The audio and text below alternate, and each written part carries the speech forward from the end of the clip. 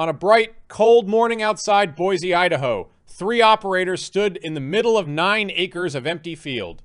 Sagebrush, dry grass, a dirt track worn across it by farm equipment, a single irrigation ditch along one edge. There was no building, no road, no water line, no house, nothing but dirt and a survey stake. 28 months later, that same field was a neighborhood, 64 brand, new rental cottages arranged along curving streets, with porches, lawns, a small clubhouse, and families living in everyone. The whole thing cost $10.2 million to create from nothing. At completion, a national lender appraised it at $14.1 million.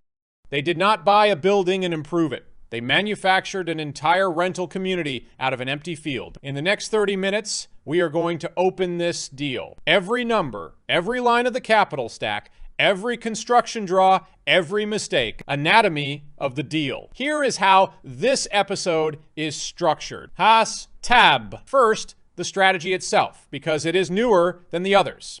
Build to rent. The name is exact. You build housing specifically for the purpose of renting it, not selling it. Tied. Fide. So why does this exist as its own strategy? For most of modern history, new detached homes were built to be sold to families who would own them. New rentals, meanwhile, mostly meant apartment buildings. Build to rent sits deliberately in between. It builds the product people most want to live in. A detached home with a yard, a porch, a garage, no shared walls, but keeps the entire neighborhood under single ownership and rents the homes out. It exists because of a simple, durable mismatch. A large and growing group of people want the lifestyle of a single-family home, but either cannot afford to buy one or do not want the commitment of owning. Build to rent serves exactly that group. Fanden, Dahod. And from an investor's point of view, build to rent has a specific appeal. A purpose-built rental community is one asset, one piece of land, one ownership entity, one property manager, one set of operations, even though it contains 64 homes. It is operated with the efficiency of an apartment complex, but it commands the rents and the tenant loyalty of detached houses. Detached. Home renters tend to stay longer than apartment renters. They treat the home as a home. Lower turnover, longer leases, strong rent, operated as a single, efficient asset. That combination is why institutional capital has poured into build to rent. Fadin. But this episode is honest, so understand the trade. Build to rent is a ground-up development. You are not buying an existing income-producing building and improving it. You are starting with an empty field. And for many months, you own nothing but rising costs and risk. A value-add deal buys a building that already works and makes it work better. A ground-up deal must conjure the building into existence first, and there is no income, none at all, until the homes are built and leased. Higher reward, but a longer, riskier road to get there. Keep that in mind through every number that follows. Side. Fide. The land. 9 acres on the growing edge of the Boise metro. The parcel, 9 acres, gently sloping, formerly used for low-intensity farming. Critically, and this is the single most important fact about the land, it was already zoned for residential development, and it sat directly adjacent to existing city water and sewer infrastructure. The operators did not buy a piece of raw land and then gamble on getting it entitled. They specifically bought land that was already entitled for the housing they wanted to build, with utilities already at the property line. They paid $1.4 million for it. Fade. Tied. Now, why does that detail matter so much?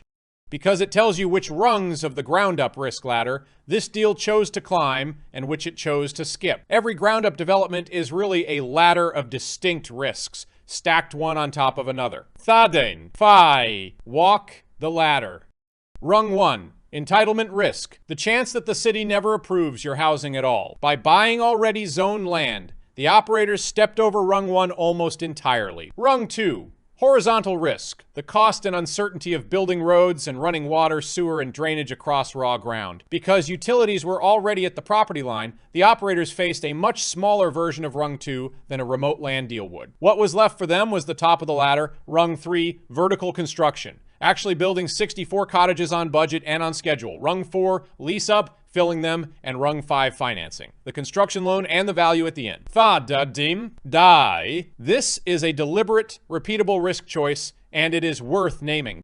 The most dangerous money in development is often spent at the bottom of the ladder, chasing an entitlement that may never come on land that produces nothing while you wait. The operators on this deal had built before. They knew their edge was vertical construction and operations, not fighting City Hall. So they paid a higher price per acre for land that was already entitled and serviced. And in exchange, they removed the two riskiest rungs from under their own feet. You can buy land cheap and own the entitlement risk, or pay up for land that has none. This deal chose to pay up. Dana. Now the money, and a ground-up deal has a demanding capital stack because it funds something that earns nothing for 2 full years. Let's walk it from the bottom up. Tide. Total development cost, the land, all the construction, the financing costs, and an operating reserve came to $10.2 million.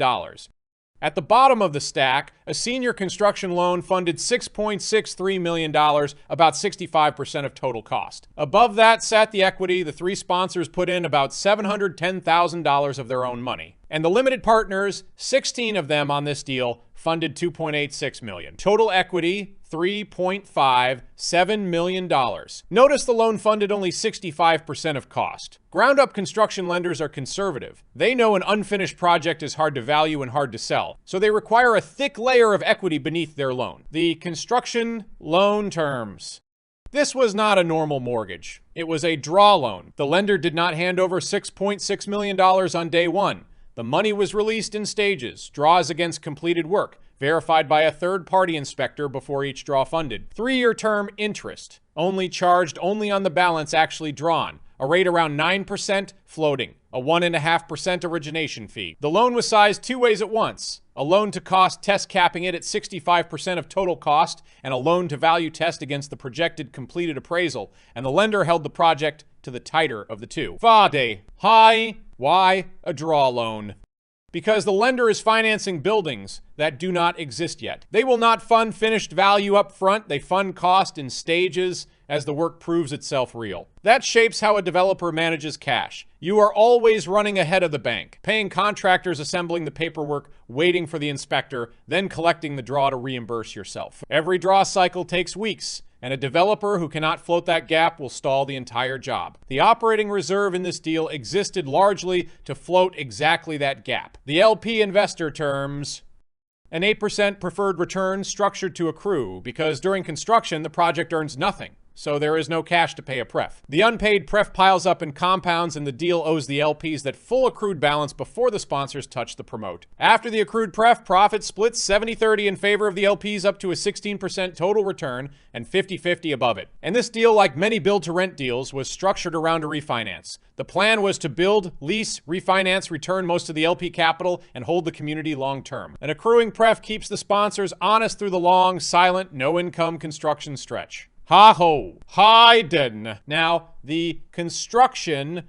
total development budget, $10.2 million. That is about $159,000 per cottage, all in. It breaks into 5 major categories. FOD. Category 1, the land, $1.4 million. Already covered, 9 entitled, serviced acres. Category 2, horizontal work, $1.85 million. This is the dirt and infrastructure, clearing and grading the site, cutting the curving internal streets, extending water, sewer, and storm drainage from the property line to every cottage pad, and trenching the electrical and communications lines. Even with utilities at the line, getting them across 9 acres to 64 individual home sites is real money. Horizontal work produces nothing you can see in the finished neighborhood, but nothing else can happen until it is done. Fun. Category 3 and the heart of the budget, vertical construction. $5.95 million across 64 cottages. That is about $93,000 per cottage for the homes themselves. Foundations, framing, roofing, siding, windows and doors, plumbing, electrical, and heating and cooling in every home. Insulation and drywall, kitchens, cabinets, counters, appliances, bathrooms, flooring, paint, trim, fixtures, and the covered front porch on each cottage. 64 times in a coordinated repeating production sequence. The repetition is the point. Building 64 nearly identical homes lets the crews move like a factory line and drives the per home cost down. Category 4, amenities and common areas, $450,000. A build-to-rent community has to feel like a real neighborhood. So the budget funded a small clubhouse with a leasing office, a modest community green with a playground, landscaped common areas along the streets, sidewalks, street lighting, and a perimeter of fencing and trees. These shared amenities are part of what justifies the rents. A renter is not just leasing a cottage. They are leasing into a place. Category 5, soft costs, financing, and contingency. $550,000. Architecture and engineering, the building permits and city fees, construction, period insurance, and the contingency, which on a ground-up build the team carried at a disciplined level because a project of this size will always produce surprises. Then, Idaho. And on this deal, the contingency earned its place. Roughly 8 months into vertical construction, the framing lumber market moved sharply and the cost to frame the remaining cottages came in well above the original estimate. On top of that, an unusually wet spring delayed site work by several weeks. Together, the material cost spike and the weather delay consumed essentially the entire contingency line and pushed the budget to its limit. It did not break the deal because the contingency existed precisely for this. A ground-up budget without a real funded contingency is not a budget. It is a hope. On a development, always carry it. Fight. Construction ran 19 months from the first site work to the final certificate of occupancy on the last cottage. And on a build-to-rent community, the developer makes a sequencing choice that matters enormously. The operators built and opened the community in 3 phases of roughly 21 cottages each. As soon as the first phase of cottages received their certificates of occupancy, the leasing office opened and those homes began renting, while crews were still framing phases 2 and 3. That decision pulled rental income forward by many months. Income on the first 21 cottages instead of a community that earned nothing until the very last home was finished. On a deal carrying a floating rate construction loan with the interest meter running, months of early income directly offset that meter. Phasing also let the operators learn. The first phase taught them what tenants liked and disliked, and small adjustments were made before phases 2 and 3 were finished. Now, the draw schedule made concrete. Across the 19 months, the operators submitted draw requests to the construction lender roughly every month, eventually more than 20 draws in total. Each draw followed the same cycle. The crews completed a defined increment of work. The operators assembled the documentation, contractor invoices, lien waivers, progress photos. A third-party inspector hired by the lender visited the site and verified the work was genuinely complete. Only then did the lender release that draw. And every cycle, between paying the contractors and receiving the draw, the operators floated the gap with their own reserve cash. 20 draw cycles, 20 rounds of float. Managing that rhythm is the unglamorous core of ground-up development. Thus, construction came in close to plan, but not perfectly. The lumber cost spike and the wet spring delay absorbed by the contingency pushed the final total development cost to right around $10.2 million.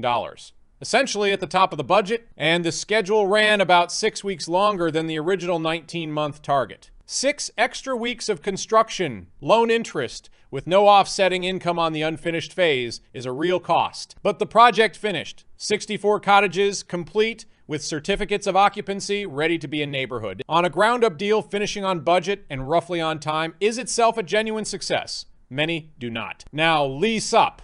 Because a finished cottage that nobody lives in is a cost, not an asset. Lease-up had begun in phases during construction, and it continued through to a stabilized, fully occupied community about 5 months after the final cottage was complete. The submarket genuinely wanted the product. Boise had grown steadily. Detached rental housing was scarce, and a brand new cottage with a porch, a yard, and a garage leased ahead of the underwriting schedule. The community reached 94% stabilized occupancy, and on detached build to rent, that is full. Rents landed close to plan. The cottages averaged about $1,950 a month against an underwriting target of $1,900, slightly ahead. Now the number the whole deal turns on, the stabilized net operating income. 64 cottages at about $1,950 a month is a gross potential rent of roughly $1.5 million a year. Subtract a vacancy and collection loss allowance, the team used 7% to reach effective gross income. Then subtract the full operating expenses, property taxes on the completed community, insurance on site management and maintenance staff, landscaping and common area upkeep, utilities, and a replacement reserve. All in operating expenses ran a little over $560,000 a year. Effective Gross income minus those expenses leaves a stabilized net operating income of approximately $840,000 a year. Hold that number. The entire refinance hangs on it. In commercial real estate, you do not value a building by what it costs to build. You value it by the income it produces. You take that stabilized net operating income and divide it by a market capitalization rate. For a brand new, fully leased build to rent community in this submarket, a national lender's appraiser applied a cap rate of about 6%. $840,000 of NOI divided by 0.06 is $14 million, and the appraisal came in at 14.1. The operators had spent $10.2 million manufacturing an asset that, once it produced income, was worth 14.1. That gap, nearly $4 million, is the development profit, and it was created, not bought. Now, the exit, and like many build-to-rent deals, the exit here was not a sale. It was a refinance. With the community stabilized at 94% occupancy and a net operating income near $840,000, the operators took it to permanent lenders for a long-term refinance. A stabilized rental community is a financeable, sought-after asset, and lenders competed for it. The permanent loan was sized against the $14.1 million appraised value. The lender financed about 65% of that value, a new permanent first mortgage of approximately $9.2 million on a 30-year amortization at a fixed rate with a 10-year term. Here is the move. That $9.2 million of new permanent debt was used. First, to completely pay off the construction loan, which by completion had been drawn to about $6.6 million. Construction loan retired in full. That left roughly $2.6 million of refinance proceeds. Add the operating cash flow the stabilized community had begun generating during lease-up, and the operators had enough to return the large majority of the limited partners' capital without selling the asset. The investors had funded $2.86 million. The refinance and accumulated cash returned them on the order of $2.5 million, roughly 87% of their capital back. So walk where everyone stands at the end. The 16 limited partners had about 87% of their capital handed back, and they still own their full share of a $14.1 million community that carries only $9.2 million of debt. After the new mortgage payment, that community generates roughly $240,000 of cash flow a year, and measured against the small slice of LP capital still in the deal, that is a very high ongoing cash return that continues for as long as they hold. The three sponsors took only a modest distribution at the refinance. The structure makes the LPs substantially whole first. The sponsor's real reward is their 30% share of the promote paid year after year, plus their ownership in a community worth $14 million against the debt. On a build-to-rent deal that refinances and holds, the sponsors trade a single large payday for a durable compounding one. No deal is clean. 3 honest mistakes the team made on this one. Mistake 1. The team did not lock in pricing for the framing lumber across the full project at the start. When the lumber market spiked mid-construction, the cost to frame the later cottages rose sharply and consumed most of the contingency. On future projects, the team now negotiates fixed price or pre-purchase material contracts for the largest commodity line items before vertical construction begins. Mistake 2. The construction schedule did not leave enough margin around the wet spring season for the horizontal site work. Several weeks of weather delay rippled through the entire phased schedule and added construction loan interest. The team now builds a realistic weather delay allowance directly into the ground-up schedule rather than assuming an uninterrupted run. Mistake 3. The team hired leasing staff conservatively, ramping up slowly as cottages were completed. When the first phase of homes came online, the leasing operation was briefly understaffed and a few early cottages leased slightly slower than they should have. On future build-to-rent deals, the full leasing team is in place and trained before the first phase receives its certificates of occupancy. That is the anatomy of a $14.1 million rental neighborhood built from an empty field. 9 acres of Idaho sagebrush. 28 months of site work, vertical construction, and lease-up. 64 brand new cottages manufactured into existence for $10.2 million. 16 investors with most of their capital handed back and a high cash return still running.